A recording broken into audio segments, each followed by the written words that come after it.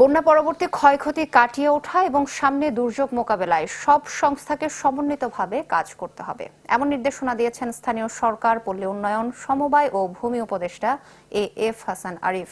দুপুরে চট্টগ্রাম সার্কিট হাউসে বিভিন্ন সংস্থার শীর্ষ কর্মকর্তাদের সাথে মতবিনিময়কালে তিনি এই নির্দেশনা দেন। পরে সাংবাদিকদের হাসান আরিফ বলেন, বন্যার পর গ্রামীণ জনপদে রাস্তাঘাট, সেতু ও কৃষকের বড় ধরনের ক্ষতি হয়েছে। শেষে উপদেষ্টা, ছাত্র সমন্বয়ক ও নাগরিক কমিটির নেতাদের সাথে মতবিনিময় করেন। বিভাগীয় কমিশনার তোফায়েল ইসলাম, জেলা প্রশাসক ফরিদা খানম ও পুলিশ কমিশনার হাসিব আজিজ এ সময় উপস্থিত ছিলেন।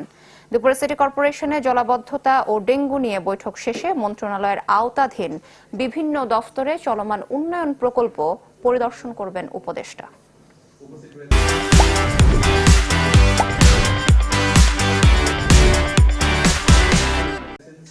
একটা হলো যে রাস্তাঘাট ভেঙে গেছে সেগুলোকে মেনটেনেন্স, রিপেয়ার করা, সেটার দিকে জোরদার একটা প্রচেষ্টা করা। বাজেটের স্বল্পতা স্বাভাবিকভাবেই থাকবে, হঠাৎ করে বন্যা এসছে সেটার কারণে, যেটা কোনো সময় আসেনি, আর অতি বৃষ্টিও হয়েছে, সেই বিষয়গুলো নিয়ে। তারপরে যাতে বন্যা পরবর্তী যে অন্যান্য পরিস্থিতি, বিভিন্ন সংস্থা যেগুলি ছিল প্রত্যেকের তাদের এই কর্মকাণ্ডের মধ্যে এই মুহূর্তে যাতে বন্যা পরবর্তী পরিস্থিতি মোকাবেলা করে, আর দীর্ঘমেয়াদীগুলো সামনে আলাপ আলোচনার মাধ্যমে এই ব্যবস্থা নেওয়া হবে।